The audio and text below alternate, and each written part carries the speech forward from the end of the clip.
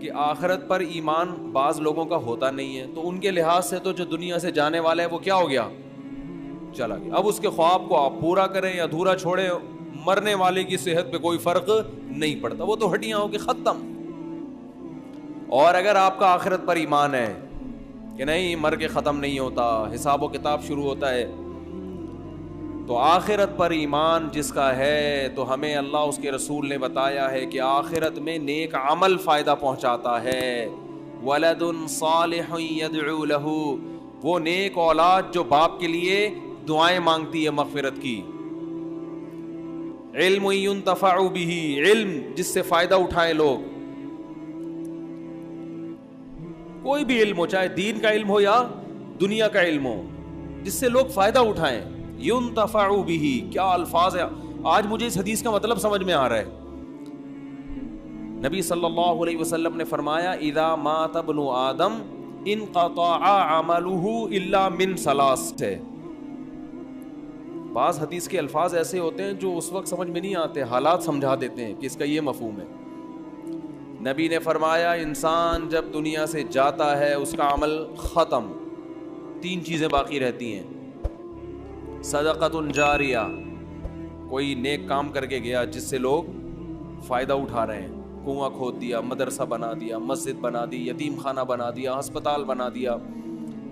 ولد صالح يدعو له، نیک اولاد جو باپ کے لیے دعائیں. سوال پیدا ہوتا ہے اولاد اگر نیک نہ بھی ہو تو بھی باپ کے لیے دعائیں مانگے گی، وہ تو باپ کو فائدہ ہوگا.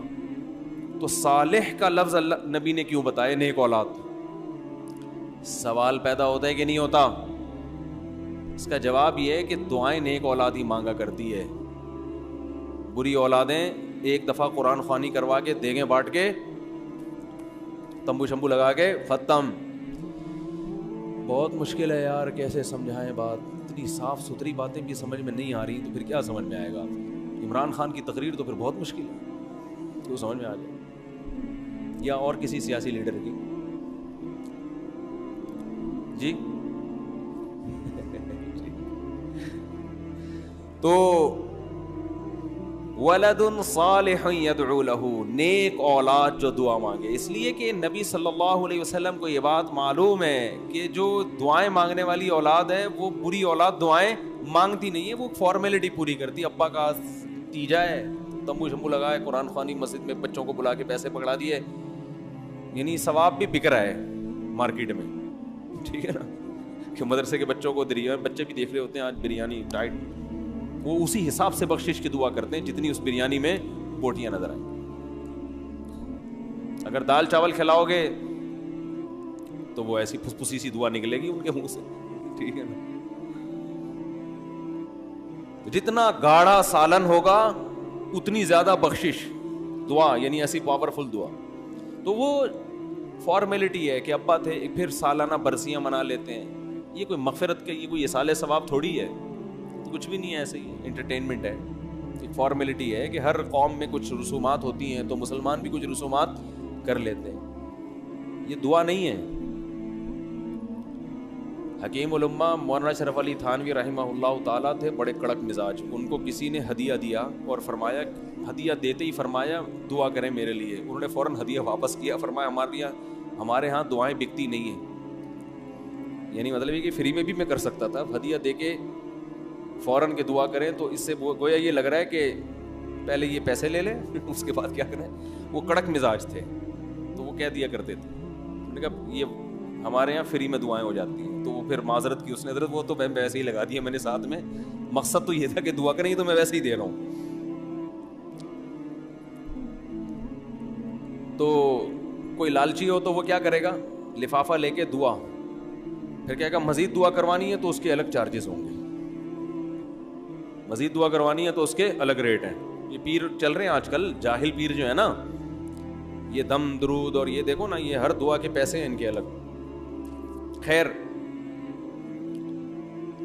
تو نیک اولاد جو باپ کے لیے، ولد صالح يدعو له، تو اللہ علی سگپارہ کے بیٹے کو جس نے یہ کہا ہے کہ میں اپنے باپ کا مشن خواب پورا کروں گا، اللہ اس کو ولد صالح بنا دے. تاکہ وہ خواب پورا کرنے کے بجائے باپ کی مغفرت کے لیے دعاؤں کو زیادہ فوکس کرنا شروع کر دے کہ اب ان کے لیے دعائیں مانگو, صدقات و خیرات کرو ان کے لیے. اور تیسری چیز جو نبی نے بتائی, او علم ينتفع به, ایسا علم چھوڑ کر جائے جس سے لوگوں کو فائدہ ہو. اب تک جو میں یہ حدیث سنتا تھا نا, علم تک دماغ جاتا تھا کہ نبی نے فرمایا کوئی علم چھوڑ کر جاؤ. آج مجھے نہیں پتا تھا یہ ينتفع به کی قید کیوں لگا دی, وہ علم جس سے لوگوں کو کیا ہو, فائدہ.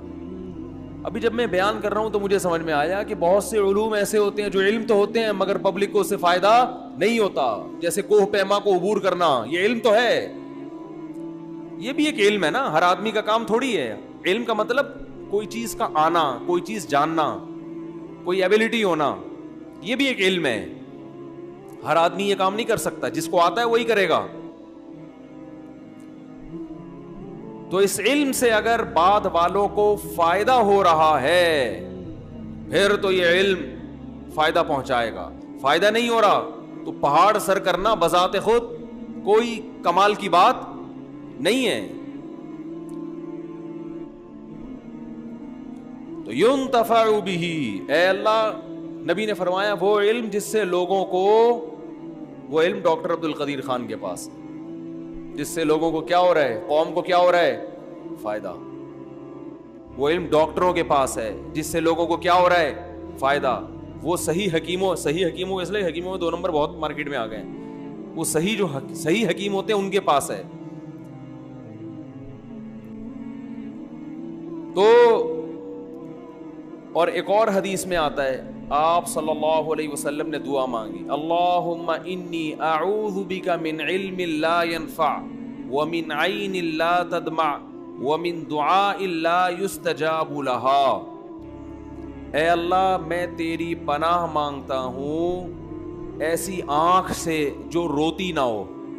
سخت آنکھیں ہوتی ہے نا, نصیحت کی بات سن کے بھی اس کو رونا نہیں آتا. مجھے ایسی آنکھ نہیں چاہیے, ایسی آنکھ چاہیے جو تیری یاد میں, تیرے خوف سے روتی ہو. فرمایا وَمِنْ عِلْمٍ لَا يَنْفَعُ, اور ایسے علم سے بھی پناہ مانگتا ہوں جو فائدہ, بولو نا بھائی, نہ پہنچائے.